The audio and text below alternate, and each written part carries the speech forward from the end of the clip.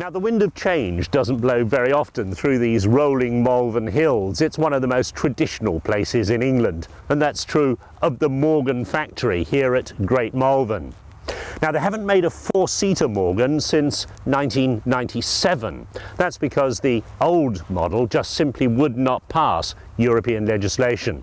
Well, now, thanks to twin individual rear seats with headrests, substantial ironmongery on the chassis and a new hood and side screens, the four-seater is set for a relaunch.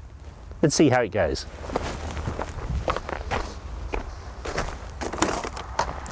Indispensable accessory for driving any open Morgan in this weather. Doesn't look a lot different from the production car except for this extra space at the back. Long side screens that actually make the car amazingly draft free when you're driving along with the top down, and the seats will fold flat to give you extra luggage space if you need it.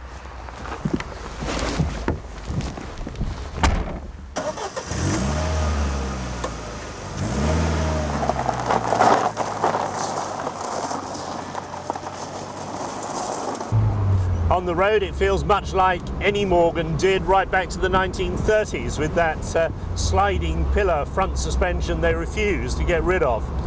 Solid leaf springs at the back, and that means you feel every bump in the road through the seat of your pants. Although you have to say it rides a lot smoother than some of the cars did in the 50s and 60s when they really were bone-jarringly hard.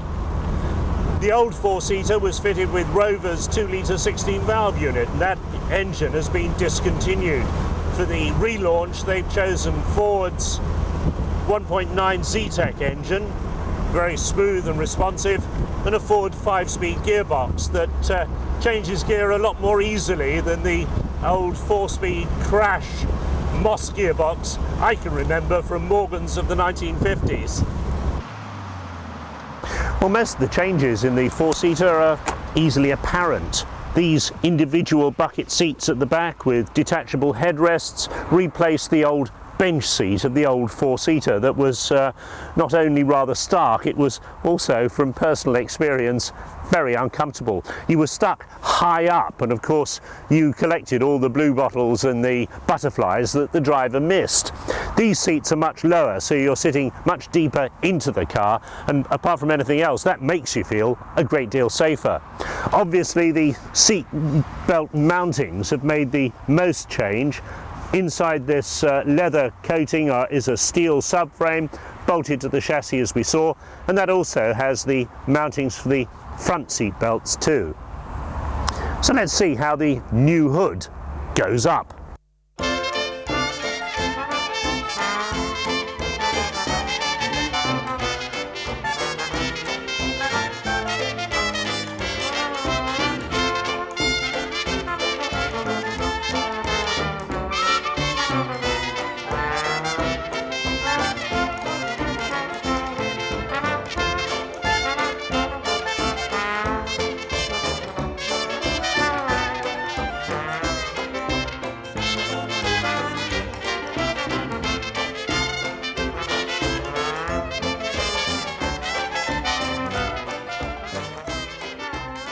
Now, Morgans say that's a lot easier to put up than their old hoods with the lift the dot fasteners and zutz fasteners all around the outside.